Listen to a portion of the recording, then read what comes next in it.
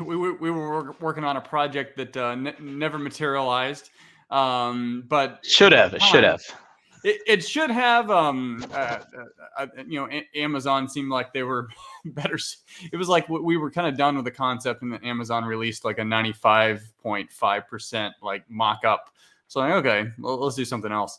But at that time, you were like, hey, I'm kind of piddling with this like multifamily space and considering investing in that. And I was, Jamie and I, we were scaling our single family flips. So in hindsight, I should have been like, hey, let's go forward. But you built an amazing company with your business partner, and you've invested.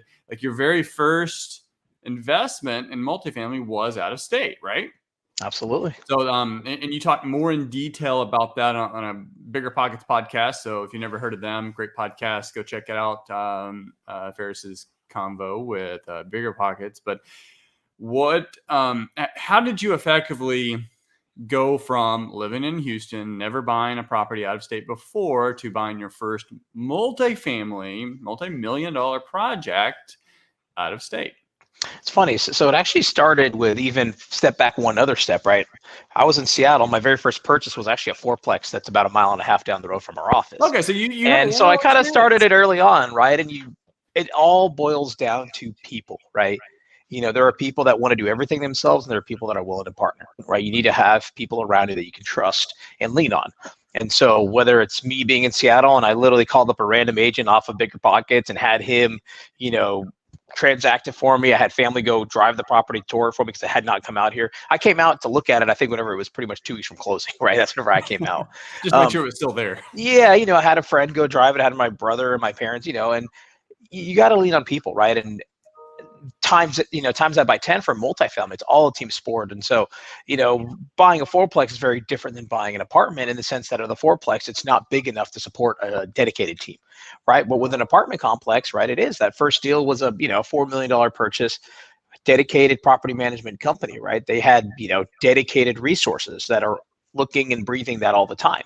And so the buying is the easy part, right? I think your question is really about how do you manage that from remotely, right? And really, for us on that deal, we're doing a deep value add, right? We literally brought the property occupancy down to 40% and then brought it back up to 95%, right? Complete turnaround. And I mean, that's stressful, right? And in that kind of situation, it's not a clean, stabilized deal, right? No, it's the kind of deal you're bleeding. Like absolutely. You've got an artery exposed.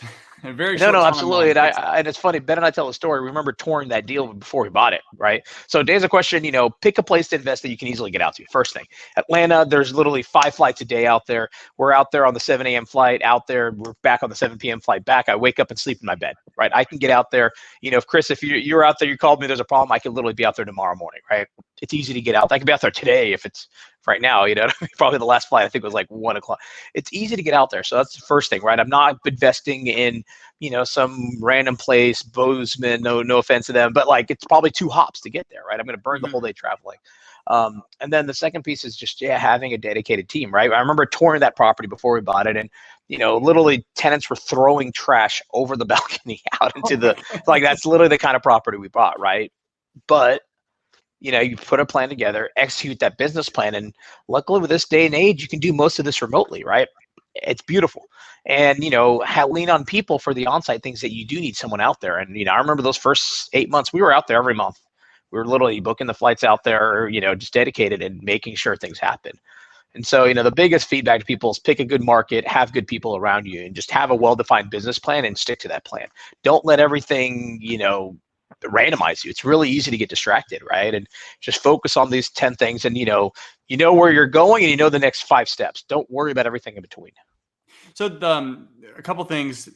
On-site management, that was one of the lessons learned when Jamie and I bought a 29 unit. It did not have on-site management. We used a resident manager, which is incredibly risky.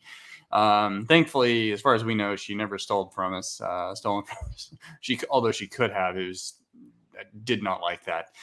So the problem with multifamily is a lot of money's coming in, a lot of money's going out, right? It's really hard to track it all unless you have buttoned up processes. Yeah. And then people, Greg Cardone has said it, and he's probably not the only one, but he was talking about like you don't have a money problem, you got a people problem. Because ultimately, good people solve problems. When problems are solved, There's financial incentives for that, usually for everyone involved. How did you find the right? Because if that place was you brought it down to 40%, it was not running well, which means you solved the management problem. How did you find the people that were going to be able to solve that problem? Referrals. Even right now, Ben and I were talking about this last night, about bringing in key strategic positions, right? And really only being willing to do it if someone's referred, right? It's really hard to know if someone's going to work out if it's just blind faith. The resumes mean nonsense. They mean nothing to me, right? Yeah. I mean, like the best resume could be the worst performer and vice versa. And so, I mean, the biggest thing is about referrals. So whether that's hiring on an employee or hiring on a property management company. And so for us, it was a company that we know someone that was already in Atlanta. So that's why we picked a market that we knew someone was out there, because multifamily, it's all about relationships, right? Whether it's partners to get the deal done or people to operate. And so we had a friend out there that had already had deals in Atlanta, knows the market. He had a Rolodex that we could tap into, right? And that included property management. He had a couple of different ones. He had one that he liked. We went out there, we vetted 3 management companies, got to know this one very well. And they can handle that type of asset class, right? And it went really well. It was definitely chaos, right? It was a tough deal, but they performed. We did our part, and it worked out well. So just it's referrals is key for that.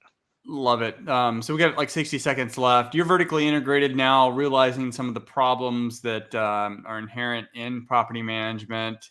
I remember some stories you told me early on. Now you've got that in-house team that at least managers or creates the systems for effective property management.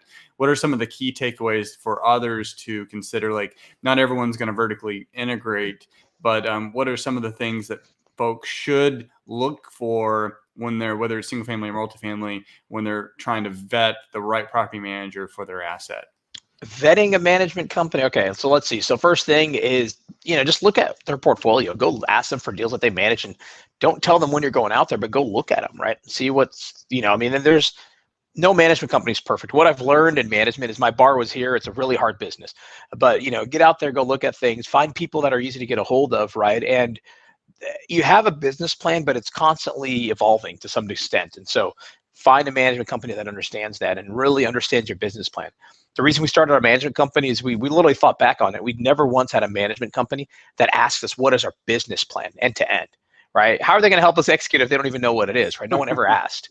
And so really get to know that. And it's people. And my last bit of feedback, I know we're short on time, is, same as employee, hire fast, fire quicker, right? We made the mistake of holding on way too long on a non-performing management company here in Texas, and we've paid that price, and that was a big mistake in the sense that extra 3 months can really make a deal go further south that you spend the next 6 months to recover from. So it is, and then another podcast I heard you mention that you have assistants actually call in and almost do like test calls to the property management team to make sure that they're answering calls and actually following up. Like I loved that tip. Totally agree.